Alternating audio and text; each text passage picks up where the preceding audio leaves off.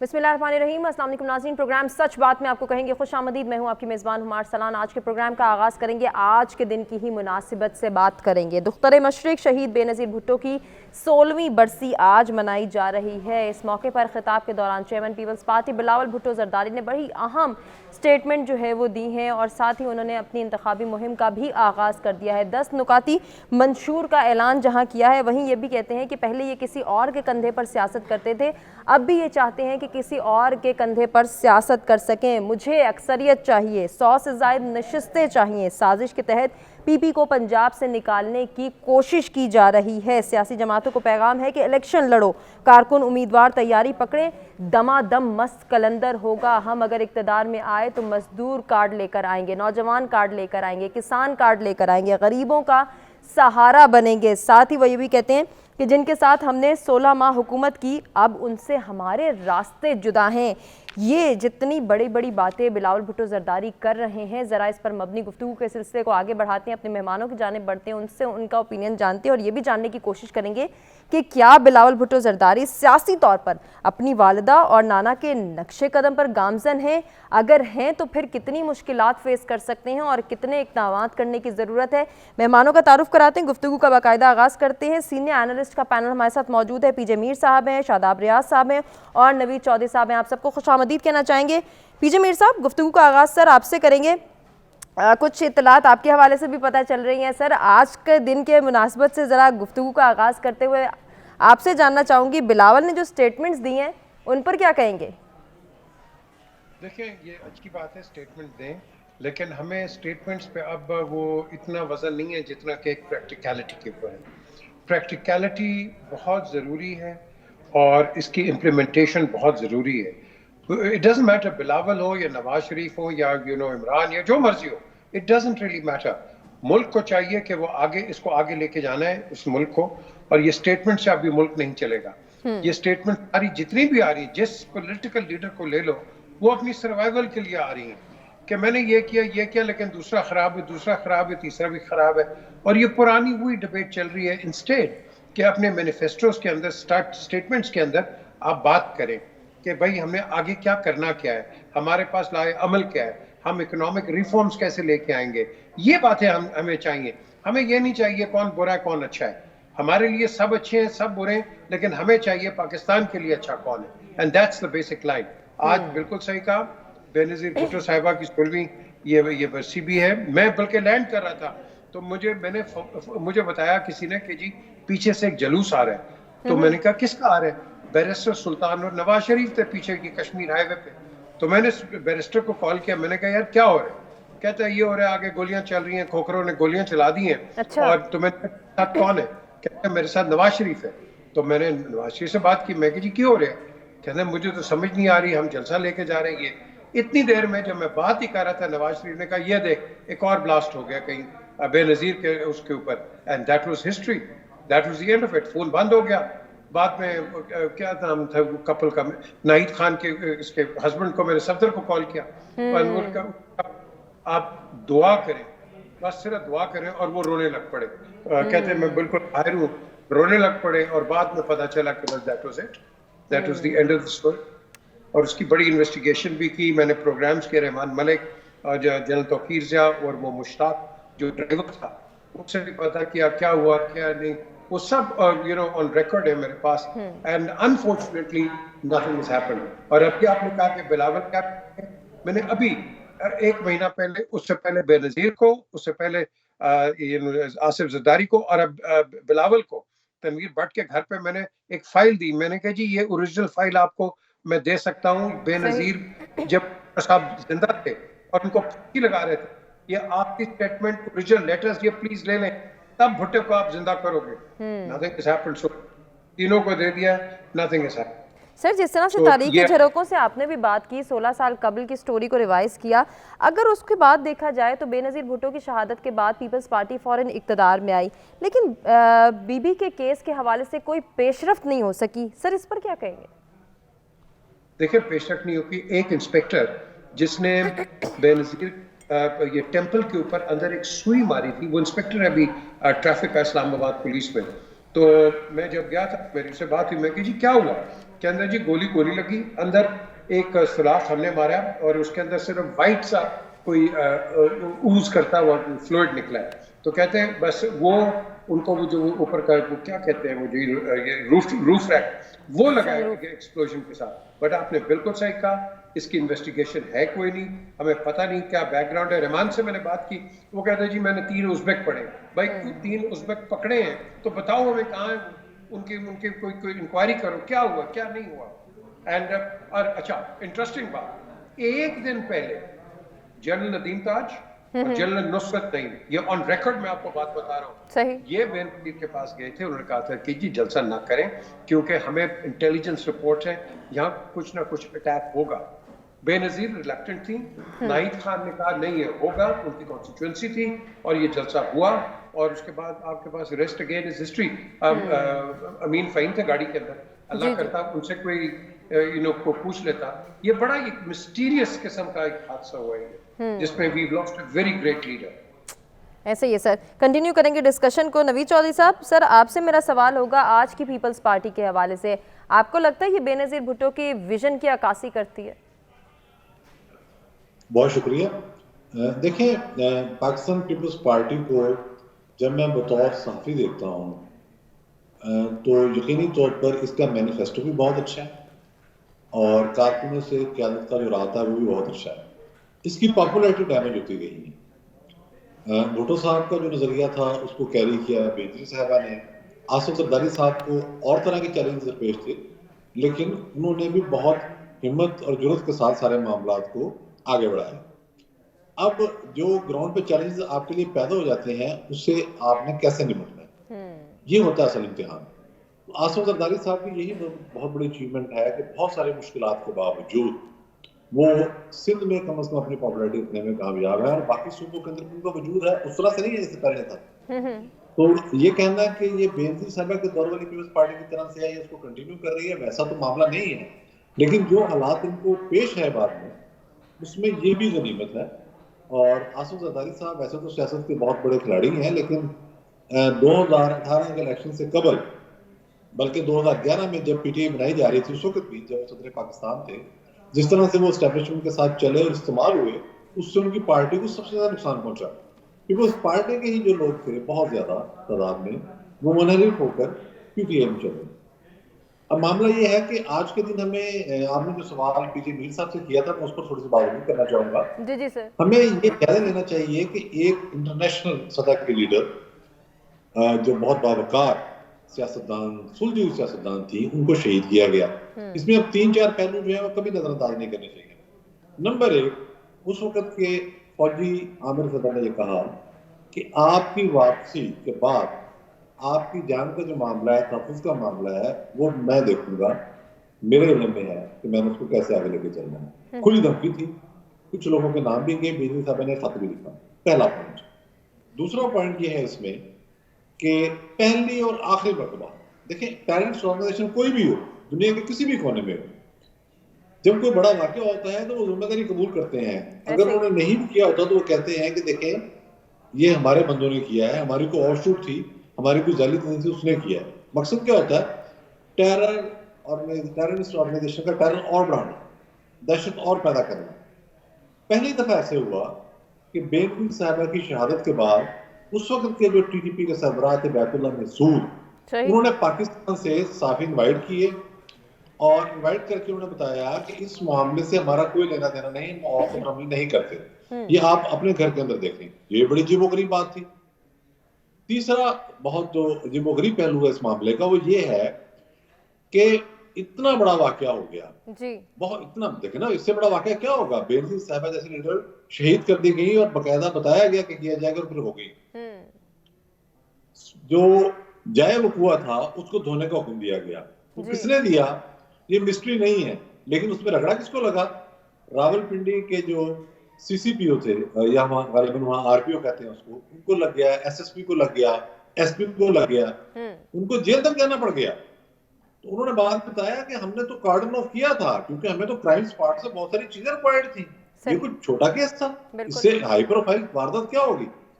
لیکن اس وقت کے جو ڈی جی ایم آئی تھے میاں ندیم اجاز صاحب, انہوں نے آرڈر دیا تھا, یہ بات بعد میں سامنے آئی. پھر آصف زرداری صاحب کے بڑے تحفظات تھے اس سارے معاملے پر، لیکن انہوں نے صبر کا دامن ہاتھ سے نہیں جانے دیا.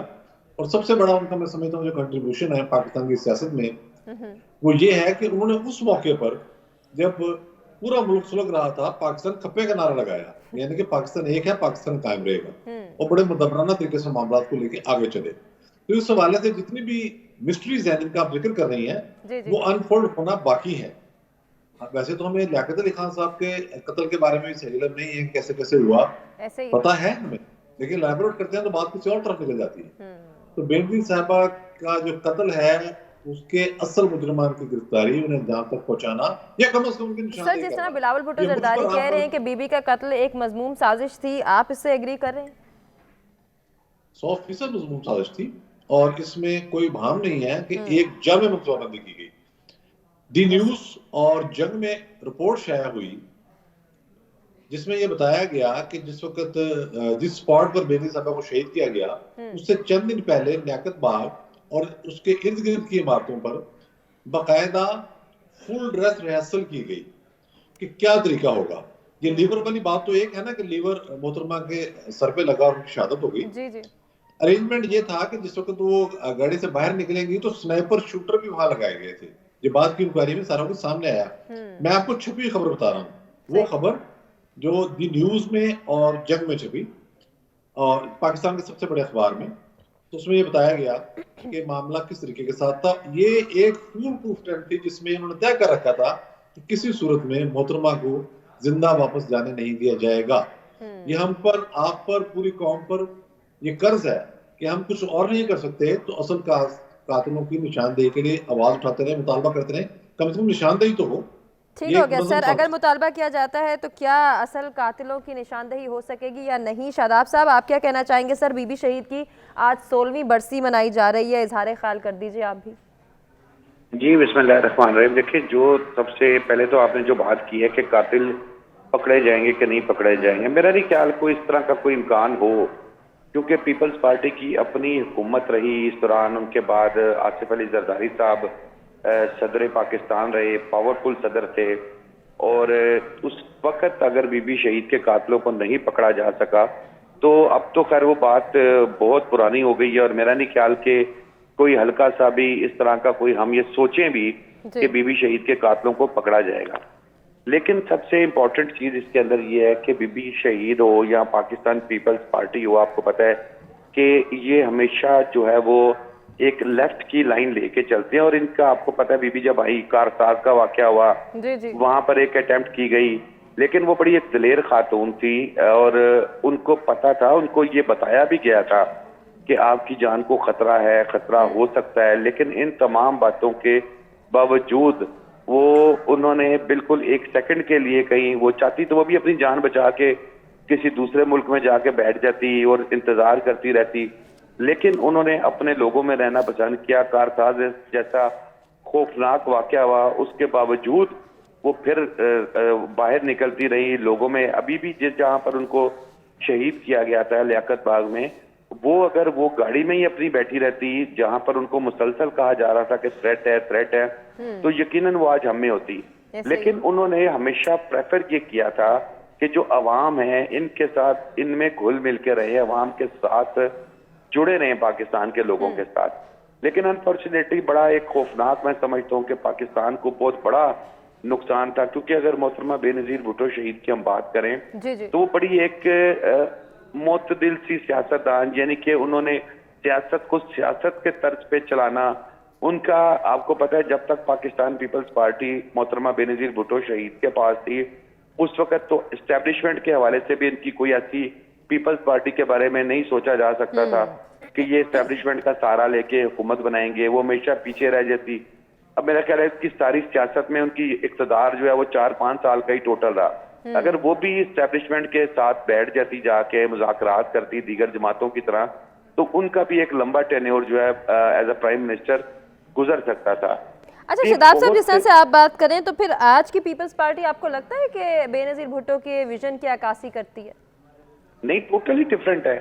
دیکھیں، ابھی تو زرداری صاحب جن کو مصالحت کا شہنشاہ کہا جاتا ہے، یہ متعدد مقامات پہ متعدد بار آپ دیکھیں گے کہ ان کی کوشش یہ ہے کہ ہم کسی طریقے سے اسٹیبلشمنٹ کے ساتھ جوڑیں, اپنے آپ کو گٹھ جوڑ کریں اور بلاول کو ایک دفعہ پرائم منسٹر بنا دیں. اب میں آپ کو بتا رہا ہوں کہ محترمہ بی بی شہید جو ہیں, ان کی 30-35 سال کی سیاست میں صرف 4 یا 5 سال کا اقتدار تھا. یہاں پر تو ٹوٹلی ڈفرینٹ ہے. جب ان کی شہادت ہوئی ہے اور آصف علی زرداری صاحب نے چیزوں کو ٹیک اوور کیا ہے, تو پیپلز پارٹی کی تو وہ جو کہتے ہیں نا متس, یا جو پیپلز پارٹی کی ایک سائیکی ہے وہ ٹوٹلی چینج ہو گئی. آپ کو جو پرانے, آپ لاہور میں دیکھ لیں, باقی شہروں میں دیکھ لیں, جو پرانا آپ کو جیالہ نظر آتا تھا وہ ایک نظریاتی تھا. اس کے پاس کھانے پینے کو کچھ نہیں ہوتا تھا, وہ پھٹے ہوئے کپڑوں کے ساتھ جیے بھٹو کے نعرے لگا رہا ہوتا تھا. ٹھیک ہے نا, وہ مطلب میں نے تو یہاں دیکھا ہے وہ گدھا گاڑی پہ بھی ایک وہ ملنگ سا پھر رہا ہوتا تھا, وہ جیے بھٹو کے نعرے اور ترانے لگا کے چل رہا ہوتا تھا. کھانے کے پیسے نہیں ہوتے تھے اس کے بعد. یہ وہ لوگ تھے جو نظریاتی لوگ تھے, جو بھٹوازم کو یا بی بی کو پسند کرتے تھے. اب تو پیپلز پارٹی میں بھی آپ کو پراڈو, لینڈ کروزرز اور اس سے کم کوئی نظر نہیں آئے گا آپ کو. تو پیپلز پارٹی میں مجھے کوئی ایک ورکر ٹائپ بتا دیں آپ, جو مطلب یہ مانی پہلوان جس طرح میں بات کر رہی ہوں, کچھ عرصہ پہلے تک ان کے ساتھ پیپلز پارٹی میں تھے, تو یہ اس ٹائپ کا کون سا کریکٹر ہے جو نظریاتی پیپلز پارٹی کے یا زرداری صاحب کی پیپلز پارٹی کے ساتھ ہے؟ جب سے زرداری صاحب نے ٹیک اوور کیا ہے, پیپلز پارٹی کی psyche, political vision totally change ہو گیا ہے. ٹھیک ہو گیا سر, کنٹینیو کرتے ہیں. پی جے میر صاحب, جیسے شاداب صاحب کہہ رہے ہیں کہ آپ کی پیپلز پارٹی جو ہے وہ نظریاتی پارٹی نہیں رہی ہے, سر اس پر کیا کہنا چاہیں گے؟ اور جیسے آج بلاول بھٹو زرداری نے نہ صرف 10 نکاتی اپنا منشور پیش کیا ہے, انتخابی مہم کا باقاعدہ آغاز کیا ہے, ساتھ ہی انہوں نے یہ بھی کہہ دیا کہ سازش کے تحت ان کی پارٹی کو پنجاب سے نکالنے کی کوشش کی گئی. سر اس پر بھی کمنٹ کیجیے گا. دیکھیں, پنجاب سے تو بالکل نکالا. یہ پیپلز پارٹی واحد پاکستان کی پیپلز پارٹی تھی جو کہ کراچی سے لے کے لڈی کوتل تک رہتی تھی, اور اس کی پریزنس ہر جگہ موجود تھی. تو اس کو مارجنلائز اور ریجنلائز کیوں کیا؟ آپ نے سندھ تک اس کو محدود رکھا ہے. So there has to be reason for it. یہ کیا وجہ ہے کہ ایک بڑی major political party and popular political party Punjab کے اندر بالکل ڈیسیمیٹ ہو جائے؟ یہ بہت بڑا ایک سوال ہے. Why, what is the reason? اور اس کے ساتھ ساتھ جب ہم بات کہتے ہیں, آج جب زرداری کی بات کرتے ہیں کہ آصف زرداری آ گئے, انہوں نے اپنا نظریہ لے کے آئے, تو یہ ہوتا ہے.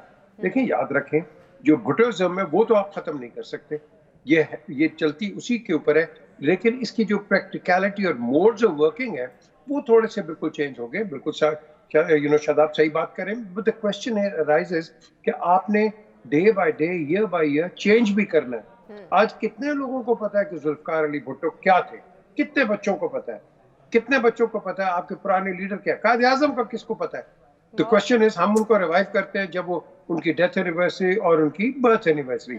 یہ چیز جو ہے ہمیں 12 months of the year آپ کہہ لو کہ اس کو اویئر کرنا چاہیے. ہر پولیٹیکل پارٹی کا لیڈر, آپ نواز کا کرو, آپ زرداری کا کرو, عمران کا کرو. عمران تو خیر نیو پلیئر ہے پولیٹیکل سرکلز کے اندر, بٹ ان کمپیریزن جو آپ کے پرانے ہیں آپ سر کیسے کریں گے جب آج کے سیاسی لیڈر, اگر بلاول بھٹو کی بات کریں, وہ کہتے ہیں کہ بزرگ سیاستدان جو ہیں وہ پاکستان کا ماضی ہیں, اب ہم نے ماضی کو نہیں دہرانا ہے, اس کی بات ہی نہیں کرنی. تو پھر یہ جتنے بھی الیکشن لڑ رہے ہیں نا, ان کو کہیں یہ ریٹائر ہوں تو نئے لوگ لے کے آ جاؤ. دیکھو نا, سمپل از دیٹ. آپ نے پرانوں کو بھی رکھنا ہے, ان کے ایکسپیرینس کو آپ نے یوز کرنا ہے. آج بھی ہماری حکومت جو ہے وہ پرانے فارن سیکرٹریز کو انگیج رکھتی ہے, ان کو فارن ڈپلومیسی کے اندر ان سے ان کے ایکسپیرینس کے ساتھ بات کرتی ہے. آپ ان کو بالکل کھٹے کر نہیں ڈالتے. پرانے فوجی بھی لے لو, پرانے جج لے لو, اور پرانے جو بھی آپ لے لو, ان کو آپ رکھتے ہو اپنے ساتھ, ان کا ایکسپیرینس. یہ کیا بات ہوئی کہ آپ 70-80 کے ہو گئے تو نہیں جی آپ ان کو بس قبرستان کا تیار کرو؟ نو, لرن فرام دیم. نئی پود کو آپ آگے لے کے آؤ. نئی پود آپ کے پاس ہے, یہ Bilawal is a new product, منسلائی is a new product, Salik ہے, اس کے بعد یہ ان کے اسون کے بچے ہیں, یہ سارے ہیں. آپ ان کو لے کر, کیونکہ ہم نے تو کرنی ہے مروسی سیاست, تو سمپل از دیٹ, آپ ان کو ٹرین کرو. اگر نہیں کرو گے تو پھر آپ کا ایک عام آدمی آؤٹ آف دا ونڈو آ جائے گا, جو کہ آنا شروع ہو گئے. بالکل سر, ایسا ہی کنٹینیو کریں گے ڈسکشن کو. نوید صاحب, آپ کیا کہیں گے؟ بلاول بھٹو نے یہ بھی کہا کہ جن کے ساتھ ہم نے 16 ماہ حکومت کی, اب ان سے ہمارے راستے جدا ہیں. کیا پیغام ہے اس سے؟ نہیں, اصل میں یہ ایک سیاسی بات کی ہے انہوں نے. وہ تو الیکشن کے نتائج کے بعد جب حکومتیں بنیں گی اور الائنسز ہوں گے تو یہ ساتھ بیٹھے ہوں گے، میرے خیال میں تو اسی طرح سے ہوگا. یہ ابھی تو ظاہر ہے وہ کہتے ہیں کہ پی ڈی ایم کے دور حکومت میں جو میٹھا میٹھا جو ہے وہ ہاپا ہاپا کڑوا تھو تو وہ والی بات کر رہے ہیں نا. وہ سب کو پتا تھا کہ پی ٹی آئی کی گورنمنٹ جب گئی ہے وہ مکمل انتظام کر کے گئی ہے کہ پاکستان نہ دہندہ ہو جائے. آئی ایم ایف سے ایگریمنٹ ہی توڑ دیا. اس سے بڑا کوئی جرم نہیں ہوتا کہ آپ انٹرنیشنل مانیٹری فنڈ سے بلکہ کسی بھی عالمی مالیاتی ادارے کے ساتھ اسٹیٹ کو معاہدہ کرے اور آپ وہ مدد توڑ دیں. یہ کبھی نہیں ہوتا. تو وہ تو بہت سارے انتظامات کر کے گئے تھے، تو ظاہر مشکلات بھی آنی تھی. تو جو لب الحجر انہوں نے اپنایا ہوا ہے، دیکھیں اپنے بارڈر کو بھی تو راغب کرنا ہوتا ہے نا. ایک سیاسی نعرہ ہوتا ہے. جس طرح شہباز شریف صاحب ایک دور میں کہتے تھے کہ میرا بس چلے گا تو میں سڑکوں پر کچھ دوں گا زرداری صاحب کو، بعد میں یہ وہ جلسوں میں کیونکہ اسٹیبلشمنٹ اس وقت عمران خان کو کھڑا کر رہی تھی نون لیگ کے خلاف. تو انہوں نے ہدف ان کو نہیں بنایا، انہوں نے کہ اس کو مشوری نہ دیں، تو انہوں نے آصف زرداری صاحب کو بنانا شروع کر دیا. تو اس طرح کے معاملہ چلتے رہتے ہیں. بلاول صاحب کے دل میں نون لیگ کے لیے محبت نہیں ہوگی، میں کہتا ہوں نہیں ہوگی بالکل بھی، لیکن آگے جا کے جو میرج آف کنوینئنس ہے اس کے تحت اگر حکومت بنتی ہے تو یہ دوبارہ وزیر خارجہ بن کے بیٹھے ہوں گے یا کوئی اور پوسٹ. ٹھیک ہو گیا سر، آپ نے بھی اپنا اوپینین شیئر کر دیا. ذرا اس بنیادی سوال کے حوالے سے پبلک پول کو ڈسکس کر لیتے ہیں. کیا بلاول بھٹو سیاسی طور پر اپنی والدہ اور نانا کے نقش قدم پر گامزن ہیں؟ 36% اس بات سے متفق ہیں جبکہ 64% ایسا نہیں مانتے ہیں. ایک بریک کی جانب بڑھیں، اسٹے ود اس.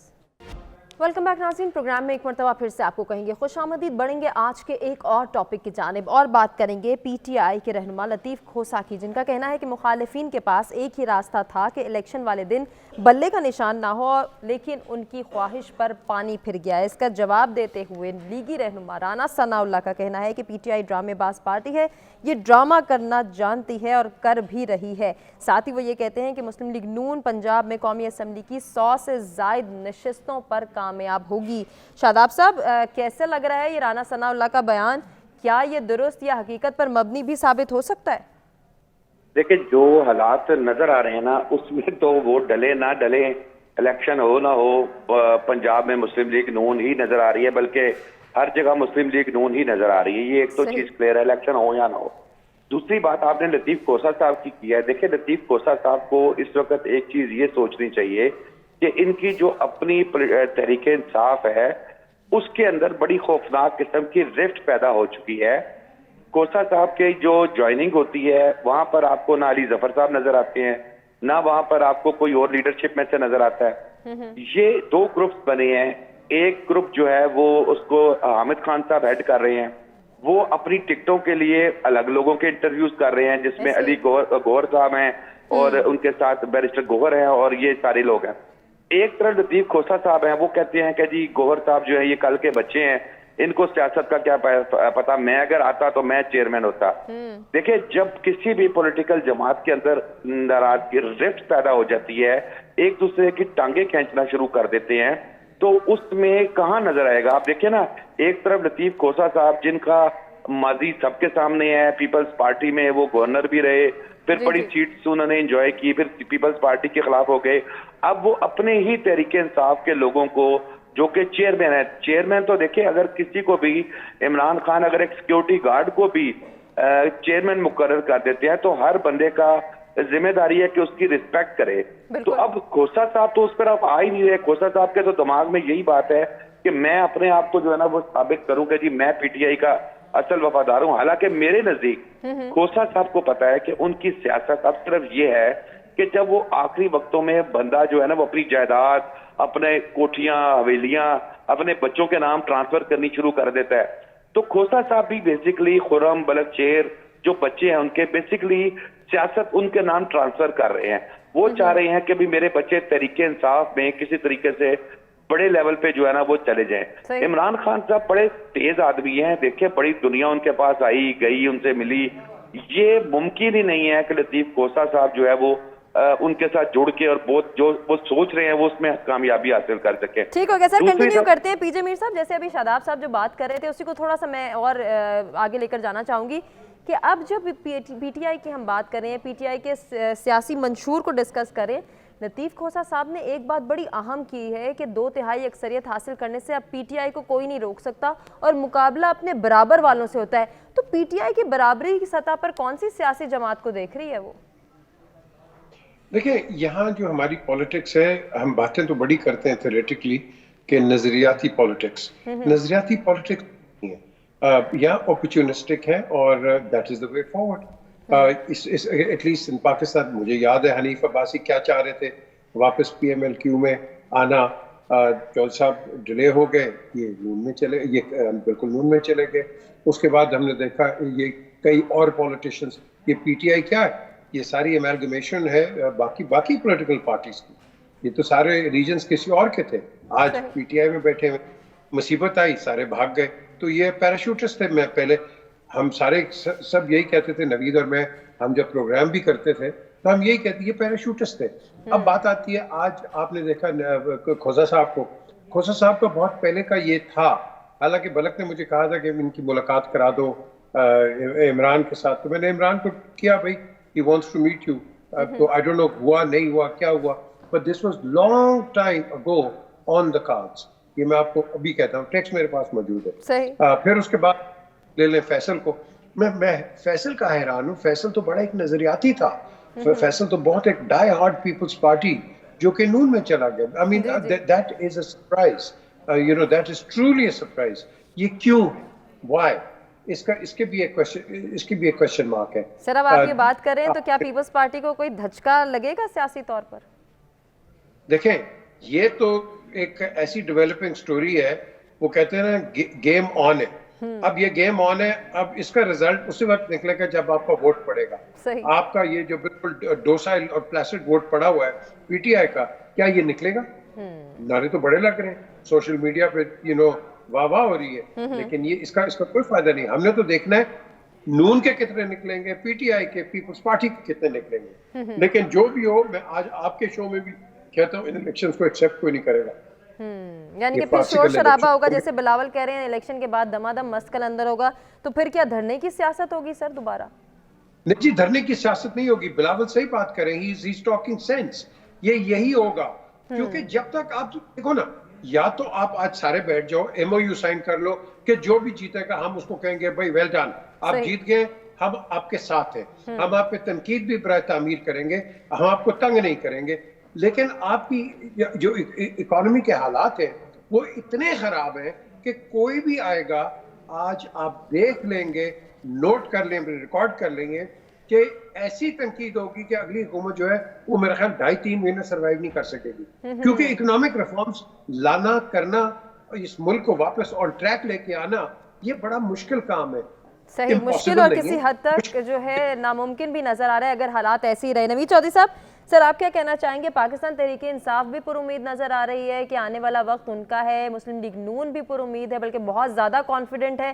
بلاول بھٹو کہہ رہے ہیں کہ اب نوجوانوں کی سیاست ہوگی، نوجوان اس ملک کا مستقبل ہیں اور میں نوجوانوں کی نمائندگی کروں گا. سر ہونے کیا جا رہا ہے؟ دیکھیں جو نظر آ رہا ہے گراؤنڈ پر، ہم تو اسی کی بات کریں گے کہ اس وقت ظاہر ہے مسلم لیگ نون کے جو امکانات ہیں وہ روشن ہیں، اور وہ نہایت اطمینان سے ٹکٹیں بانٹ رہے ہیں، بجائے مہم چلانے کے یا جلسے کرنے کے یا کوئی مار دھاڑ، لفظی مار دھاڑ کرنے کے. وہ آرام سے آتے ہیں، ماڈل ٹاؤن میں اپنا اجلاس کرتے ہیں، اپنی ٹکٹیں بانٹتے ہیں. آج بھی جیسے شمولیت ہوئی مخدوم فیصل صالحات کی، اس طرح سے سارے سلسلے ان کے چل رہے ہیں. تو اور پی ٹی آئی جو ہے ظاہر ہے ان پر مقدمات ہیں اور بڑے سنگین نوعیت کے مقدمات ہیں. وہ اتنے سنگین مقدمات ہیں کہ جب جوڈیشری نے پرانا سسٹم بحال رکھتے ہوئے بدیال صاحب عالم کو ریلیف دینے کی کوشش کی تو وہ ججز بہت زیادہ انڈر کرٹیسزم آ گئے. بلاول صاحب جو کچھ کر رہے ہیں کہ نوجوان اور معاملہ، بات بڑی سمپل سی ہے کہ صرف آپ 3 ملک دیکھ لیں بڑے، جو بائیڈن کی عمر کیا ہے، صدر پوٹن کی عمر کیا ہے، پریزیڈنٹ شی کی عمر کیا ہے، آپ کے سامنے آ جائے گا. وہ خیر وہ بھی ایک سیاسی بیان ہے. اس وقت صورتحال یہ ہے کہ جو نظریاتی چیمپئن بن رہے ہیں کھوسا صاحب، میں آپ کو بتاتا ہوں، مجھے پیپلز پارٹی کے ایک بہت مرکزی رہنما نے یہ بات بتائی ذاتی طور پر. انہوں نے کہا کہ یہ ورچولی ڈیمانڈ کر رہے تھے کہ مجھے بناؤ chairman P C B, cricket board کا چیئرمین، میرے ایک بیٹے کو اٹارنی جنرل آف پاکستان لگاؤ اور ایک کو پنجاب میں ایڈوکیٹ جنرل یا اس طرح کے ان کے مطالبات تھے.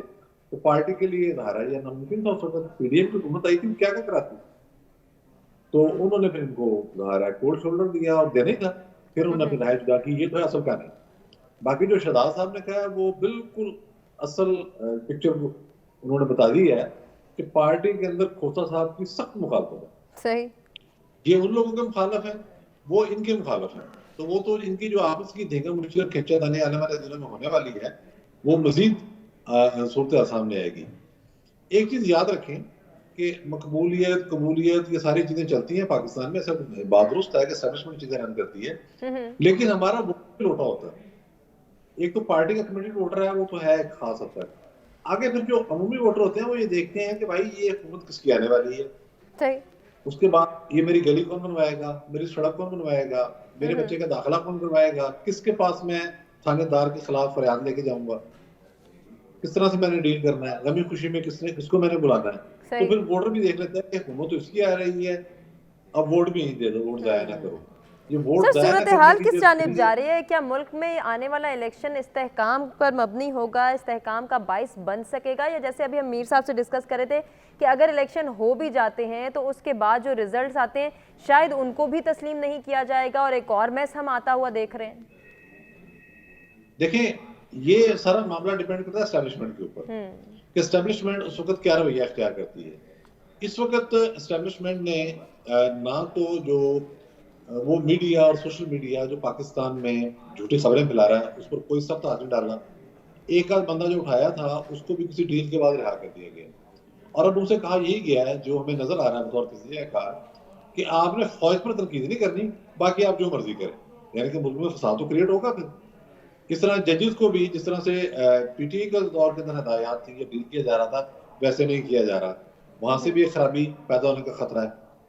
یہ باتیں پولیٹیکل پارٹیز بھی سمجھ رہی ہیں, وہ بھی کہتے ہیں کہ بھائی آپ نے کام کرانا ہے, نہیں کرانا تو نہ کریں. یہ دیکھیں نا باڈی لینگویج بڑی ایزی ہے, تکلیف میں کوئی نہیں ہے, تکلیف میں صرف پی ٹی آئی ہے. آپ نون لیگ والوں دیکھیں تھوڑے ریلیکسڈ ہیں. زرداری صاحب جو ہیں وہ ایک آدھ انہوں نے گرما گرم بیان دیا, بعد میں جب ان کو سمجھ آ گئی کہ میری دال ایک خاص سسیا کے نہیں کرے گی تو وہ بھی ریلیکس ہو گئے. مولانا فضل الرحمان کا قلعہ یہ تھا کہ انہیں خطرہ یہ تھا کہ یہاں سر یہاں یہ بھی سوال پیدا ہوتا ہے جو شاداب صاحب سے ہم کرنا چاہیں گے. شاداب صاحب, جیسے ابھی نوید چودھری صاحب کہہ رہے ہیں کہ نون لیگ ریلیکس نظر آ رہی ہے, کہیں ایسا تو نہیں خاموشی سے ہی وہ جو ہے اپنی اسٹریٹجی چینج کر رہے ہیں اور پالیسی میکنگ پر کام کریں؟ کیونکہ رانا ثناء اللہ سے بھی جب نواز شریف صاحب کے حوالے سے بات ہوئی کہ وہ جلسے جلوس کیوں نہیں کرے, تو انہوں نے بڑی اہم بات کی کہ وہ آن لائن جو ہے وہ جلسے کر رہے ہیں, اجلاسوں میں بیٹھ کر ایک ضلع سے 200 افراد کے انٹرویوز کر رہے ہیں. جیسے ہی اس عمل سے فارغ ہوں گے تو میڈیا پر, سوشل میڈیا پر جو ہے وہ نظر آنا شروع ہو جائیں گے. سر لگتا ہے اسٹریٹجی سے کامیابی حاصل کر سکے گی نون لیگ؟ دیکھیے اسٹریٹجی کوئی بھی ہو, آن لائن جلسے ہوں, آف لائن جلسے ہوں, ایک چیز طے ہے کہ اگلی حکومت مسلم لیگ نون کی ہوگی. اب ہم کان یہاں سے پکڑیں, کان وہاں سے پکڑیں, یہ چیز چھوڑ دیں کہ جی کیسے جلسے کر رہے ہیں. مطمئن ہے مسلم لیگ نون کو بھی یہ بات پتا ہے کہ اگلی حکومت ان کی ہوگی. دیکھیں عمران خان صاحب اس وقت جیل میں ہیں, شاہ محمود قریشی صاحب آج باہر نکلنے کی کوشش کی تو وہ جس طریقے سے ان کو دھکے دیے گئے وہ بھی آپ سب کے سامنے ہے. وہ جماعت تو اب بیچ میں نہیں رہی, ٹھیک ہے. اب اگر بالفرض الیکشن ہو جاتے ہیں, اول تو مجھے اس پہ بھی تھوڑا سا, حالانکہ چیف جسٹس صاحب نے سختی سے منع کیا ہے کہ اگر یہ بات کرنی ہے تو اپنے گھر میں کرو, لیکن پھر بھی اگر الیکشن ہو جاتے ہیں تو پھر مسلم لیگ نون کا آنا کنفرم ہے, کیونکہ جس طریقے سے میاں نواز شریف صاحب کو ان کی سیٹ سے, پرائم منسٹرشپ سے ہٹایا گیا تھا, ان کو اسی سٹیج پہ واپس لے کے آنا ہے, یہ بات طے ہے. ملک اس وقت بہت بہتر حالت میں تھا میاں نواز شریف صاحب جب پرائم منسٹر تھے. اب اس کے بعد جو حالات ہوئے, ظاہر ہے اس کے جو ذمہ دار ہیں ان کے خلاف جو میاں صاحب بولتے تھے تو وہ کچھ دوستوں کو, کچھ لوگوں کو اعتراض ہوتا تھا کہ ان کے خلاف بیان بازی نہ کریں, اس پہ میاں صاحب نے اپنی زبان بندی کر لی ہے. ایک یہ رکاوٹ تھی. اب میاں صاحب کا آنا جو ہے وہ نوشتہ دیوار بن چکا ہے. وہ ہمارے وزیر اعظم ہیں, وہ آج بنے, وہ کل بنے, وہ پرسوں بنے, الیکشن جب بھی ہو. بہت بڑی بات کر رہے ہیں پی جے میر صاحب. سر کہہ رہے ہیں کہ نوشتہ دیوار ہے کہ میاں صاحب ہی چوتھی مرتبہ وزیر اعظم بنیں گے, تو پھر پیپلز پارٹی کا کیا ہوگا جو تنقید کے نشتر پر نشتر چلائے جا رہے ہیں, اور ہمیں تو یہ لگا تھا کہ شاید ایک مرتبہ پھر انٹرم گورنمنٹ کا قیام عمل میں آئے گا. سر آپ کو کیا لگ رہا ہے؟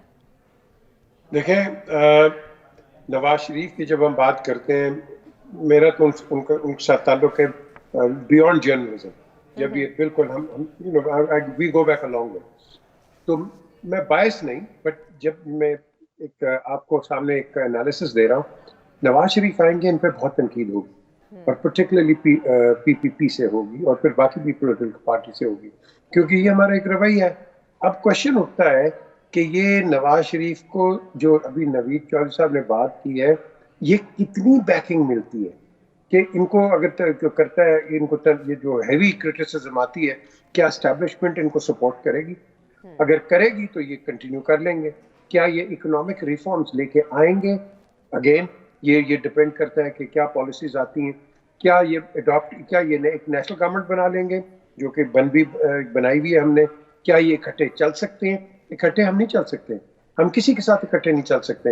وہ آیا تھا لون رینجر, وہ کہتا ہے میں تو اب دیکھو, اب میں اکیلا بیٹھا ہوا ہے. اب دا کوشچن از کہ یہ نواز شریف کیا یہ ان کی وہ آپ کہہ لو کہ ایک پولیٹیکل ورکنگ الائنس ہو سکتی ہے؟ ہم نے پہلے ایکسپیرینس میں دیکھا نہیں ہوئی ہے. اپوزیشن میں اکٹھے کیوں ہوئے؟ ایک آدمی کی وجہ سے اکٹھے ہوئے. سو اس میں بڑے فیکٹرز ہیں. تو ڈپینڈ بیسکلی نوید چودھری صاحب کی بات جو بڑی امپورٹنٹ ہے کہ کیا اسٹیبلشمنٹ کس کو سپورٹ کرے گی. وہ جس کو سپورٹ کرے گی اٹ ڈزنٹ میٹر, پھر وہی چلے گا. اگر ہم نے پری ایمپٹ کر دیا جی کہ نواز جیت رہے ہیں یا PPP جیت رہی ہے یا PTI جیت رہی ہے, شور کیا ہے یہ تو جی ہمیں سب کو پہلے پتا تھا. یہاں جو دھاندلی ہو گئی ہے. اب اس جو پھر آپ کا جو ایک مہم, وہ جو جس طرح یہ بلاول کہہ رہا ہے دما دم, تو پھر اس دما دم کو سپریس کون کرے گا؟ اسٹیبلشمنٹ ہی کرے گی نا.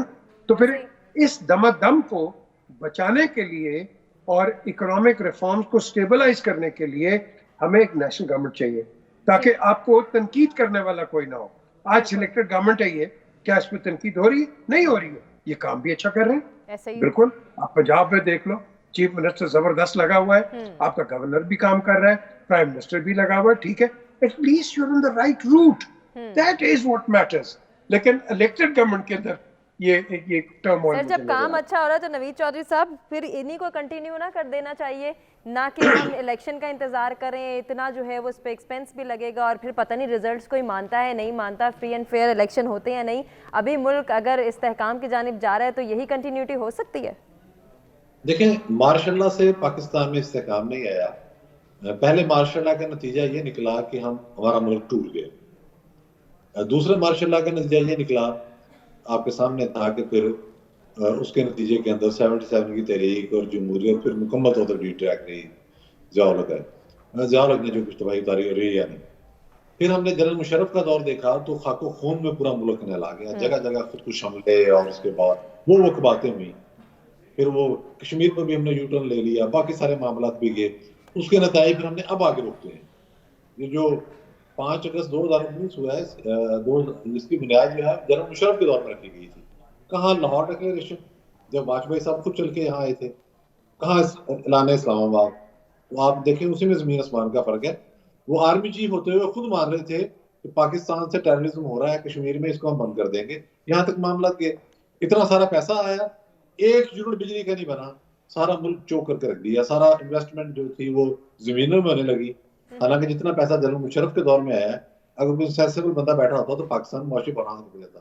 لیکن اس میں صرف بگٹی صاحب جو ہیں ان کو شہید کر دیا گیا, بے نظیر صاحبہ کو شہید کر دیا گیا, سیاستدانوں کو جلا وطن کیا گیا, سارا کلچر تباہ کر دیا گیا. ساری دوسری باتیں آ گئی.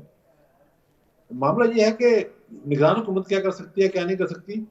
ایک فرق ہے, جس وقت سیاسی حکومت آتی ہے تو تمام ادارے اس کو روکنے کے درپے ہو جاتے ہیں. مثلا میں آپ کو لاہور کے 2 منصوبوں کی مثال دیتا ہوں. پاکستان کی عدلیہ نے اسٹیبلشمنٹ کے کسی کے کہنے پر پہلے میٹرو بس جو منصوبہ تھا اس کو روکا, بڑا شاندار منصوبہ ہے. پھر اورنج لائن ٹرین منصوبہ روکا. ابھی تک کئی منصوبے ایسے ہیں جو 90s کے بنے ہوئے ہیں, ان کو روکا ہوا ہے. کوئی نہ کوئی اس میں معاملہ آیا, کاسٹ بڑھ گئی. جب انٹرم سیٹ اپ آتا ہے تو یہ سیٹ اپ لمبا ہو گیا. دوسری بات یہ ہے کہ ان کے پیچھے فوج کھڑی ہوئی ہے. لاہور کے جج صاحب ہیں جو ہر بات میں ٹانگ اڑاتے ہیں. ان کو تو چیف منسٹر ہونا چاہیے, ویسے تو super chief minister, chief minister تو ہوتا ہی ہے. اب وہ آرڈر جاری کرتے رہتے ہیں, سنتے ہی کوئی نہیں. اور جو ترقیاتی کام ہے وہ بھی ہو رہے ہیں, باقی چیزیں بھی ہو رہی ہیں. یعنی کہ نگرانوں کی راہ میں رکاوٹ کوئی نہیں ہے. سب کو پتا ہے جن اداروں نے رکاوٹ ڈالنی ہے, نیب نے انہوں نے ڈالنی ہے, یا ججوں نے ڈالنی ہے, یا میڈیا کا ایک سیکشن ہے اس نے ڈالنی ہے. ان کو ہدایت جہاں سے آتی ہے وہ نگرانوں کے پیچھے ہے. تو اس لیے نگرانوں کو فری ہینڈ ملا ہوا ہے. اس وقت ایک فوجی حکومت ہے. ٹھیک ہو گیا سر. ذرا اس بنیادی سوال کے حوالے سے ہم پبلک پول کو بھی ڈسکس کر لیتے ہیں. کیا موجودہ حالات کو مد نظر رکھتے ہوئے نون لیگ پنجاب سے باقی پارٹیوں کی نسبت زیادہ سیٹیں نکالنے میں کامیاب ہوگی؟ صرف 17% کو ایسا لگتا ہے جبکہ 83% ایسا ماننے سے قاصر ہیں. ہم ایک بریک کی جانب بڑھیں، ساتھ رہیے گا. ویلکم بیک ناظرین. پروگرام میں ایک مرتبہ پھر سے آپ کو کہیں گے خوش آمدید. بڑھیں گے آج کے ایک اور ٹاپک کی جانب اور بات کریں گے اسرائیل فلسطین کشیدگی کے حوالے سے. ایک جانب جہاں 1 اسٹیٹ سولوشن کی بات ہو رہی ہے، 2 اسٹیٹ سولوشن کی بات ہو رہی ہے، جہاں ہم جو ہے وہ مسلم ممالک کے کردار کو ڈسکس کریں، وہیں اس مسئلے کا حل یقینی طور پر اب ہو جانا چاہیے، اب ممکنہ طور پر اس کے حل کی جانب بڑھنا چاہیے. لیکن ہم یہ دیکھ رہے ہیں کہ اسرائیل ڈھٹائی پر قائم ہے اور وحشیانہ بمباری کا سلسلہ بھی جاری ہے. ذرا اپنے مہمانوں کی جانب بڑھتے ہیں، ان سے جان لیتے ہیں کہ اسرائیل کا جو فلسطین کے رہائشی علاقوں پر حملوں کا سلسلہ ابھی جاری اور ساری ہے اور اس کے اندر مزید سنجیدگی اور کشیدگی نظر آ رہی ہے، تو کیا اس کا واحد مقصد فلسطینیوں کی نسل کشی ہی ہے؟ شاداب صاحب آپ سے سٹارٹ کرنا چاہیں گے. سر کیا کہیں گے اس حوالے سے؟ دیکھیں بالکل آپ نے بالکل درست کہا ہے کہ ان کا واحد مقصد جو ہے وہ فلسطینیوں کی نسل کشی ہے. آپ یہ دیکھیں اس میں سب سے بڑا میرے خیال میں جو ملزم ہے وہ مسلم ممالک ہیں. ہم نے OIC بنائی، ہم نے بڑی چیزیں کی کہ جی ہم مسلمان ممالک ہیں، ہمارے سے تیل ہمارے یہاں سے جا رہا ہے، ہر چیز وہ ہمارے مرہون منت ہے. لیکن صورتحال یہ ہے کہ ہماری اتنی جرت نہیں ہے کہ ہم کوئی کسی طریقے سے کوئی بولڈ سٹیپ لے سکیں. بولڈ سٹیپ سے مراد یہ نہیں کہ ہم اس کے اوپر حملہ کریں، کوئی اس طرح کا کوئی ایسا سخت میسج جائے ان کے اوپر. ہمارا یہ سعودی عرب ہے، دیگر ممالک ہیں، یہ پابندیاں عائد کرے. ہماری اپنی کمزوری ہے اور دیکھیں جب تک آپ کمزور رہیں گے آپ پہ دشمن حملہ کرتا رہے گا. امریکہ مکمل سپورٹ کر رہا ہے اسرائیل کی، اس کے سامنے آپ لاکھ کہیں کہ جی بچے شہید کیے جا رہے ہیں، وہاں پر عورتوں کو شہید کیا جا رہا ہے، اس کو بالکل فرق نہیں پڑتا. اس کی ریزن یہ ہے کہ ہماری میجورٹی مسلمان ممالک کی جو ہے وہ اس پہ بالکل خاموش تماشائی بنی ہے اور کوئی بھرپور طریقے سے احتجاج نہیں کیا جا رہا کیونکہ تمام لوگوں کے اپنے مفادات وابستہ ہیں. آج یہاں پر ہمارا ہمسایہ ملک بھارت کوئی سٹیپ لیتا ہے تو اس کی فوراً سنی جاتی ہے. وہ اس لیے سنی جاتی ہے کہ وہ بہت بڑی انڈسٹری ہے، اس سے لوگوں کو فائدہ. ہمارے مسلمان ممالک میں اتنا دم ہی نہیں ہے. میں تو سمجھتا ہوں کہ جو اسرائیل کے اندر ہو رہا ہے، جو غزہ میں کیا جا رہا ہے اسرائیل کی جانب سے، اس تمام چیزوں کا ذمہ دار ہم خود مسلمان ہیں. ہمارے اندر اتنی جان ہی نہیں ہے کہ ہم اس کے اوپر کوئی احتجاج کر سکیں، ہم کوئی پراپر اپنی آواز پہنچا سکیں، ہم کوئی ان کا بائیکاٹ کر سکیں. جبکہ یورپی ممالک بہت سے اس طرح کے ہیں. ہم سے تو یقین کریں کہ وہ لوگ اچھے ہیں جو امریکہ میں بیٹھے ہیں، وہ بے شک جیوز ہیں، لیکن جب وہ احتجاج کرنے نکلتے ہیں تو ہزاروں کی تعداد میں، لاکھوں کی تعداد پہ سڑکوں میں آ جاتے ہیں. جب سے یہ غزہ کا معاملہ ہوا ہے سوائے جماعت اسلامی کے مجھے بتائیں کس بڑی پولیٹیکل پارٹی نے کوئی بڑا ایک اجتماع کیا ہو یہاں پر عمران خان کو ڈبونے کے لیے، زرداری صاحب کو ڈبونے کے لیے، نواز شریف صاحب کو دبونے کے لیے تو بڑے بڑے ہم کٹ کر لیتے ہیں، مینار پاکستان پہ مظاہرے کر لیتے ہیں. کہاں گئی یہ سیاسی جماعتیں؟ کہاں پر انہوں نے کسی مارچ کی آواز دی؟ کہاں انہوں نے غزہ کے شہیدوں کے لیے آواز دی؟ لیکن سر یہاں سوال یہ بھی پیدا ہوتا ہے جو میں میر صاحب کی جانب تھرو کروں گی کہ میر صاحب اگر پاکستان میں اجتماع ہو بھی جاتے ہیں، آواز اٹھا بھی لی جاتی ہے، مظاہرے بھی کر لیے جاتے ہیں، تو کیا وہ افیکٹو ہوں گے؟ کیا عالمی دباؤ کے بغیر صرف پاکستان میں احتجاجی مظاہرے کرنا اسرائیل کی ڈھٹائی پر کان دھرے گی؟ پاکستان میں جتنے مرضی آپ مظاہرے کر لیں کچھ بھی نہیں ہوگا. پاکستان کو جو مرضی یہ شور ڈالے کچھ نہیں ہوگا کیونکہ ہم نے اپنا مسئلہ کشمیر کا ریزالو نہیں کیا تو ہم ان کے کیا غازہ کے چاچے بن جائیں گے جا کے؟ Absolutely not. The question is کہ یہ بڑی اچھی شاداب نے بات کی ہے، جو مسلم امہ ہے بالکل ڈس یونائٹڈ ہے اور یہ بالکل ڈسبینڈڈ ہے. OIC بنائی، OIC تے چلی گئی سی. اس کا یہی ایک کیریکٹر رہا ہے. یہ کبھی بھی یونائٹڈ نہیں ہے بیکاز ان کو ایکسپلائٹ کیا جاتا ہے ویسٹ کی طرف سے. آپ جو مرضی کر لیں، جو مرضی کر لیں، اور اتنا آپ نے شور مچا لیا ہے. کیا ہوا ہے؟ جتنا جینوسائیڈ کشمیر میں ہوا ہے اور امریکنوں نے جتنا جینوسائیڈ ریڈ انڈین کا کیا ہے، آسٹریلینز نے ایبوریجنیز کا کیا ہے، کیا کوئی بولتا ہے؟ آوازیں آتی ہیں ہیومن رائٹس کی، آ جاتی ہیں تھوڑی بہت. یہ جوز کا مسئلہ نہیں ہے، یہ زائرس کا مسئلہ ہے. ان کا کام ہے آکوپیشن، ریلیجن کا مسئلہ نہیں ہے. یہ نہیں ہے، یہ بھول جائیں. آپ وہاں گریک کرسچن بھی رہتا ہے، گریک آرتھوڈاکس، وہاں مسلمان بھی رہتا ہے، وہاں جو بھی رہتا ہے، کٹھے رہتے ہیں. جیروسلم میں چلے جائیں، ایک دوسرے کے اس طرح کے دوست ہیں وہ. لیکن یہ زائنزم کا مسئلہ ہے, اور اسرائیل کے اندر خود لوگ جو ہیں زائنزم کو پسند نہیں کرتے, کیونکہ وہ سمجھتے ہیں کہ یہ جو لوگ ہیں یہ اسرائیل کو انہوں نے آئسولیٹ کیا ہوا ہے. میں نے تو خود جا کے وہاں سے یہ ساری چیزیں آنکھوں سے دیکھی ہوئی ہیں. کوشچن اٹھتا ہے کہ جب غزہ کے اندر آپ یہ ایک جینوسائیڈ دیکھتے ہیں, دنیا کون بول رہی ہے؟ بالکل شاداب صحیح بات کر رہے ہیں, Europeans are much better than us. انہوں نے مالڈیوز کو دیکھو, انہوں نے ٹوٹل ہر چیز بند کر دی ہے, ہر قسم کی ریلیشن شپ مالڈیوز نے انہوں نے بند کر دی ہے کہ ہم نہیں ان سے بات کریں گے. باقیوں نے بھی کی ہے. یہ ہمیں اس طریقے سے کرنا چاہیے. جب بھی جنگیں ہوئی ہیں 73 67 اینڈ آل, پاکستان بڑا شو, ہاں جی بند کر دو, ان کے پروڈکٹ یوز نہ کرو, وہ اسکیر سینٹ مائیکل کی چیزیں بند کر دو, یہ کر دو. یار ڈبل ٹائم اس کا بزنس ہو گیا. کوشچن ہے کہ آپ اس کیس کو انٹرنیشنلی لڑیں. یہ نہیں ہے کہ جا کے آپ کو ریسیپروکیٹو ایک ایٹیچیوڈ رکھیں. نو, آپ ڈپلومیٹک ایک سینٹی کے ساتھ اگلی دنیا کے ساتھ ایڈریس کریں, جنرل اسمبلی میں کریں, تاکہ جا کے لوگوں کو اٹھائیں. لیکن ہم نہیں کرتے. آپ نے کوئی کسی نے بھیجا ہے, میں سعودی کو کہوں گا دے کین افورڈ اٹ, پوری دنیا میں بھیجو کہ جی ایک ہر پریزیڈنٹ پرائم منسٹر سائن کرے کہ this is unacceptable and give it to the security council, and then let's see what happens. United Nations سب سے اسٹرانگیسٹ ملک ہے اور وہ اس کو سپورٹ. لیکن وہاں بھی ہمیں خاموشی ہی نظر آ رہی. نوید چودھری صاحب, آپ کی نظر میں کیا سلوشن ہے؟ کیا جنگ بندی کا کوئی امکان ابھی بھی ممکن ہو سکتا ہے یا نہیں؟ بہت مشکل ہے, کیونکہ اسلامی ممالک کے پاس زیادہ سے زیادہ یہی تھا نا کہ سفارتی تعلقات منقطع کر لیتے. اب حملہ تو کسی نے نہیں کرنا تھا. میں تو ان گنے چنے مؤثرین میں کہہ لیں کہ شامل تھا جس نے شروع میں کہا تھا کہ یہ جو حملہ ہو گیا ہے اس کا اب حل جو ہے بہت مشکل سے پیسفل حل نکلے گا. اس کی ریزن یہ ہے کہ اسرائیل جو کہتا ہے وہ کرتا ہے. اب ہوگا کیا کہ وہ غزہ میں زمین پر بھی قبضہ کرے گا اور نسل کشی بھی کرے گا. یہ سارا معاملہ دوسری طرف جا رہا ہے.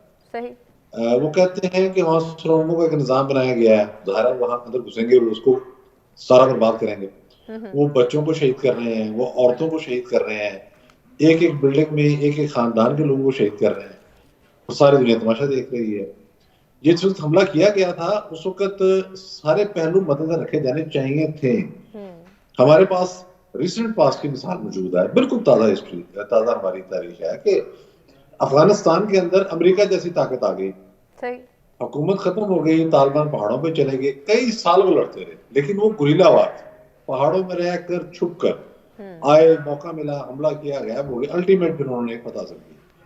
جنگ جب بھی لڑی جاتی ہے جنگ طاقت سے لڑی جاتی ہے. ایسے جذبہ بہت اہم ہے اپنی جگہ, لیکن جنگ طاقت سے ہوتی ہے. جنگ کے اپنے ڈائنامکس ہوتے ہیں.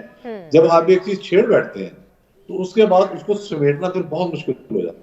جیسے سر اب صورتحال ہے کہ سمٹتی ہوئی تو دکھائی نہیں دے رہی بلکہ پھیلتی ہوئی دکھائی دے رہی ہے, اور یہی خدشہ ظاہر کیا جا رہا ہے کہ شاید یہ دیگر خطے کو بھی اور دیگر ممالک کو بھی اپنی لپیٹ میں لے گی. لیکن ہمارا جو یہ بنیادی سوال ہے اس کے حوالے سے پبلک پول کو ابھی ہم ڈسکس کریں گے کہ کیا اسرائیل کا فلسطین میں رہائشی علاقوں پر حملوں کا واحد مقصد فلسطینیوں کی نسل کشی ہے؟ 95% کو ایسا ہی لگتا ہے, جبکہ 5% ایسا نہیں مانتے ہیں.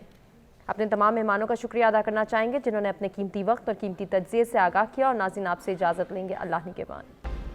ویلکم بیک ناظرین, پروگرام میں ایک مرتبہ پھر سے آپ کو کہیں گے خوش آمدید. بڑھیں گے آج کے ایک اور ٹاپک کی جانب اور بات کریں گے اسرائیل فلسطین کشیدگی کے حوالے سے. ایک جانب جہاں 1 اسٹیٹ سولوشن کی بات ہو رہی ہے, 2 اسٹیٹ سولوشن کی بات ہو رہی ہے, جہاں ہم جو ہے وہ مسلم ممالک کے کردار کو ڈسکس کریں, وہیں اس مسئلے کا حل یقینی طور پر اب ہو جانا چاہیے, اب ممکنہ طور پر اس کے حل کی جانب بڑھنا چاہیے. لیکن ہم یہ دیکھ رہے ہیں کہ اسرائیل ڈھٹائی پر قائم ہے اور وحشیانہ بمباری کا سلسلہ بھی جاری ہے. ذرا اپنے مہمانوں کی جانب بڑھتے ہیں, ان سے جان لیتے ہیں کہ اسرائیل کا جو فلسطین کے رہائشی علاقوں پر حملوں کا سلسلہ ابھی جاری اور ساری ہے اور اس کے اندر مزید سنجیدگی اور کشیدگی نظر آ رہی ہے, تو کیا اس کا واحد مقصد فلسطینیوں کی نسل کشی ہی ہے؟ شاداب صاحب آپ سے سٹارٹ کرنا چاہیں گے. سر کیا کہیں گے اس حوالے سے؟ دیکھیں بالکل آپ نے بالکل درست کہا ہے کہ ان کا واحد مقصد جو ہے وہ فلسطینیوں کی نسل کشی ہے. آپ یہ دیکھیں اس میں سب سے بڑا میرے خیال میں جو ملزم ہے وہ مسلم ممالک ہیں. ہم نے OIC بنائی, ہم نے بڑی چیزیں کی کہ جی ہم مسلمان ممالک ہیں, ہمارے سے تیل ہمارے یہاں سے جا رہا ہے, ہر چیز وہ ہمارے مرہون منت ہے. لیکن صورتحال یہ ہے کہ ہماری اتنی جرت نہیں ہے کہ ہم کوئی کسی طریقے سے کوئی بولڈ سٹیپ لے سکیں. بولڈ سٹیپ سے مراد یہ نہیں کہ ہم اس کے اوپر حملہ کریں, کوئی اس طرح کا کوئی ایسا سخت میسج جائے ان کے اوپر ہمارا یہ سعودی عرب ہے, دیگر ممالک ہیں, یہ پابندیاں عائد کرے. ہماری اپنی کمزوری ہے, اور دیکھیں جب تک آپ کمزور رہیں گے آپ پہ دشمن حملہ کرتا رہے گا. امریکہ مکمل سپورٹ کر رہا ہے اسرائیل کی, اس کے سامنے آپ لاکھ کہیں کہ جی بچے شہید کیے جا رہے ہیں, وہاں پر عورتوں کو شہید کیا جا رہا ہے, اس کو بالکل فرق نہیں پڑتا. اس کی ریزن یہ ہے کہ ہماری میجورٹی مسلمان ممالک کی جو ہے وہ اس پہ بالکل خاموش تماشائی بنی ہے, اور کوئی بھرپور طریقے سے احتجاج نہیں کیا جا رہا, کیونکہ تمام لوگوں کے اپنے مفادات وابستہ ہیں. آج یہاں پر ہمارا ہمسایہ ملک بھارت کوئی سٹیپ لیتا ہے تو اس کی فوراً سنی جاتی ہے. وہ اس لیے سنی جاتی ہے کہ وہ بہت بڑی انڈسٹری ہے, اس سے لوگوں کو فائدہ. ہمارے مسلمان ممالک میں اتنا دم ہی نہیں ہے. میں تو سمجھتا ہوں کہ جو اسرائیل کے اندر ہو رہا ہے, جو غزہ میں کیا جا رہا ہے اسرائیل کی جانب سے, اس تمام چیزوں کا ذمہ دار ہم خود مسلمان ہیں. ہمارے اندر اتنی جان ہی نہیں ہے کہ ہم اس کے اوپر کوئی احتجاج کر سکیں, ہم کوئی پراپر اپنی آواز پہنچا سکیں, ہم کوئی ان کا بائیکاٹ کر سکیں. جبکہ یورپی ممالک بہت سے اس طرح کے ہیں. ہم سے تو یقین کرے کہ وہ لوگ اچھے ہیں جو امریکہ میں بیٹھے ہیں, وہ بے شک جیوز ہیں, لیکن جب وہ احتجاج کرنے نکلتے ہیں تو ہزاروں کی تعداد میں, لاکھوں کی تعداد پہ سڑکوں میں آ جاتے ہیں. جب سے یہ غزہ کا معاملہ ہوا ہے, سوائے جماعت اسلامی کے, مجھے بتائیں کس بڑی پولیٹیکل پارٹی نے کوئی بڑا ایک اجتماع کیا ہو یہاں پر عمران خان کو ڈبونے کے لیے, زرداری صاحب کو ڈبونے کے لیے, نواز شریف صاحب کو دبونے کے لیے تو بڑے بڑے ہم کٹ کر لیتے ہیں, مینار پاکستان پہ مظاہرے کر لیتے ہیں. کہاں گئی یہ سیاسی جماعتیں؟ کہاں پر انہوں نے کسی مارچ کی آواز دی؟ کہاں انہوں نے غزہ کے شہیدوں کے لیے آواز دی؟ لیکن سر یہاں سوال یہ بھی پیدا ہوتا ہے جو میں میر صاحب کی جانب تھرو کروں گی کہ میر صاحب اگر پاکستان میں اجتماع ہو بھی جاتے ہیں, آواز اٹھا بھی لی جاتی ہے, مظاہرے بھی کر لیے جاتے ہیں, تو کیا وہ افیکٹو ہوں گے؟ کیا عالمی دباؤ کے بغیر صرف پاکستان میں احتجاجی مظاہرے کرنا اسرائیل کی ڈھٹائی پر کان دھرے گی؟ پاکستان میں جتنے مرضی آپ مظاہرے کر لیں کچھ بھی نہیں ہوگا. پاکستان کو جو مرضی یہ شور ڈالے کچھ نہیں ہوگا, کیونکہ ہم نے اپنا مسئلہ کشمیر کا ریزالو نہیں کیا تو ہم ان کے کیا غازہ کے چاچے بن جائیں گے جا کے؟ Absolutely not. The question is کہ یہ بڑی اچھی شاداب نے بات کی ہے, جو مسلم امہ ہے بالکل ڈس یونائٹڈ ہے اور یہ بالکل ڈسبینڈڈ ہے. او آئی سی بنائی, او آئی سی تے چلی گئی سی, اس طرح اس کا یہی ایک کیریکٹر رہا ہے. یہ کبھی بھی یونائٹڈ نہیں ہے بیکاز ان کو ایکسپلائٹ کیا جاتا ہے ویسٹ کی طرف سے. آپ جو مرضی کر لیں, جو مرضی کر لیں, اور اتنا آپ نے شور مچا لیا ہے. کیا ہوا ہے؟ جتنا جینوسائیڈ کشمیر میں ہوا ہے اور امریکنوں نے جتنا جینوسائیڈ ریڈ انڈین کا کیا ہے, آسٹریلینز نے ایبوریجنیز کا کیا ہے, کیا کوئی بولتا ہے؟ آوازیں آتی ہیں ہیومن رائٹس کی, آ جاتی ہیں تھوڑی بہت. یہ جوز کا مسئلہ نہیں ہے, یہ زائنسٹ کا مسئلہ ہے. ان کا کام ہے آکوپیشن, ریلیجن کا مسئلہ نہیں ہے یہ نہیں ہے. یہ بھول جائیں آپ, وہاں گریک کرسچن بھی رہتا ہے, گریک آرتھوڈاکس, وہاں مسلمان بھی رہتا ہے, وہاں جو بھی رہتا ہے, کٹھے رہتے ہیں. جیروسلم میں چلے جائیں, ایک دوسرے کے اس طرح کے دوست ہیں وہ. لیکن یہ زائنزم کا مسئلہ ہے, اور اسرائیل کے اندر خود لوگ جو ہیں زائنزم کو پسند نہیں کرتے, کیونکہ وہ سمجھتے ہیں کہ یہ جو لوگ ہیں یہ اسرائیل کو انہوں نے آئسولیٹ کیا ہوا ہے. میں نے تو خود جا کے وہاں سے یہ ساری چیزیں آنکھوں سے دیکھی ہوئی ہیں. کوشچن اٹھتا ہے کہ جب غزہ کے اندر آپ یہ ایک جینوسائیڈ دیکھتے ہیں, دنیا کون بول رہی ہے؟ بالکل شاداب صحیح بات کر رہے ہیں, Europeans are much better than us. انہوں نے مالڈیوز کو دیکھو, انہوں نے ٹوٹل ہر چیز بند کر دی ہے. ہر قسم کی ریلیشن شپ مالڈیوز نے انہوں نے بند کر دیا کہ ہم نہیں ان سے بات کریں گے. باقیوں نے بھی کی ہے. یہ ہمیں اس طریقے سے کرنا چاہیے. جب بھی جنگیں ہوئی ہیں 73 67 اینڈ آل, پاکستان بڑا شو, ہاں جی بند کر دو, ان کے پروڈکٹ یوز نہ کرو, وہ سینٹ مائیکل کی چیزیں بند کر دو, یہ کر دو. یار ڈبل ٹائم اس کا بزنس ہو گیا. کوشچن از کہ آپ اس کیس کو انٹرنیشنلی لڑیں. یہ نہیں ہے کہ جا کے آپ کو ریسیپروکیٹو ایک ایٹیچیوڈ رکھیں. نو, آپ ڈپلومیٹک ایک سینٹی کے ساتھ اگلی دنیا کے ساتھ ایڈریس کریں, جنرل اسمبلی میں کریں, تاکہ جا کے لوگوں کو اٹھائیں. لیکن ہم نہیں کرتے. آپ نے کوئی کسی نے بھیجا ہے, میں سعودی کو کہوں گا دے کین افورڈ اٹ, پوری دنیا میں بھیجو کہ جی ایک ہر پریزیڈنٹ پرائم منسٹر سائن کرے کہ this is unacceptable and give it to the security council, and then let's see what happens. United Nations سب سے اسٹرانگیسٹ ملک ہے اور وہ اس کو سپورٹ. لیکن وہاں پہ ہمیں خاموشی ہی نظر آ رہی. نوید چودھری صاحب, آپ کی نظر میں کیا سلوشن ہے؟ کیا جنگ بندی کا کوئی امکان ابھی بھی मुमकिन हो सकता है या नहीं? बहुत मुश्किल है, क्योंकि इस्लामी ममालिक के पास ज्यादा से ज्यादा यही था ना कि सफारती ताल्लुकात मुनक़ता कर लेते। अब हमला तो किसी ने नहीं करना था। मैं तो उन गिने चुने मुबसरीन में कह लें कि शामिल था जिसने शुरू में कहा था कि ये जो हमला हो गया है इसका अब हल जो है बहुत मुश्किल से पीसफुल हल निकलेगा। उसकी रीजन ये है कि इजराइल जो कहता है वो करता है। अब होगा क्या कि वो गजा में जमीन पर भी कब्जा करेगा और नस्लकुशी भी करेगा। ये सारा मामला दूसरी तरफ जा रहा है। सही। वो कहते हैं कि वहां सुरंगों का एक निजाम बनाया गया है, ज़ाहिर है वहां अंदर घुसेंगे और उसको सारा बर्बाद करेंगे। वो बच्चों को शहीद कर रहे हैं, वो औरतों को शहीद कर रहे हैं, एक एक बिल्डिंग में एक एक खानदान के लोगों को शहीद कर रहे हैं। वो सारी दुनिया तमाशा देख रही है। जिस वक्त हमला किया गया था उस वक्त सारे पहलू मद्देनजर रखे जाने चाहिए थे। हमारे पास रिसेंट पास की मिसाल मौजूद है, बिल्कुल ताज़ा हिस्ट्री, ताज़ा हमारी तारीख है कि अफगानिस्तान के अंदर अमेरिका जैसी ताकत आ गई, सही। हुकूमत खत्म हो गई, तालिबान पहाड़ों पे चले गए, कई साल वो लड़ते रहे, लेकिन वो गुरिल्ला वार थे, पहाड़ों में रहकर छुप कर आए, मौका मिला, हमला किया, गायब हो गए। अल्टीमेट फिर उन्होंने एक फतह समझी। जंग जब भी लड़ी जाती है, जंग ताकत से लड़ी जाती है। ऐसे ही। जज्बा बहुत अहम है अपनी जगह, लेकिन जंग ताकत से होती है, जंग के अपने डायनामिक्स होते हैं। जब आप एक चीज छेड़ बैठते हैं तो उसके बाद उसको समेटना फिर बहुत मुश्किल हो जाता है। जैसे सर अब सूरत हाल है कि सिमटती हुई तो दिखाई नहीं दे रही बल्कि फैलती हुई दिखाई दे रही है, और यही खदशा जाहिर किया जा रहा है कि शायद ये दीगर खित्ते को भी और दीगर ममालिक को भी अपनी लपेट में लेगी। लेकिन हमारा जो ये बुनियादी सवाल है उसके हवाले से पब्लिक पोल को अभी हम डिस्कस करेंगे कि क्या इसराइल का फ़लस्तीन में रिहायशी इलाकों पर हमलों का वाहिद मकसद फ़लस्तीनियों की नस्ल कुशी है। 95% को ऐसा ही लगता है, जबकि 5% ऐसा नहीं मानते हैं। अपने तमाम मेहमानों का शुक्रिया अदा करना चाहेंगे जिन्होंने अपने कीमती वक्त और कीमती तज्ज़िये से आगाह किया, और नाज़रीन आपसे इजाज़त लेंगे। अल्लाह निगहबान।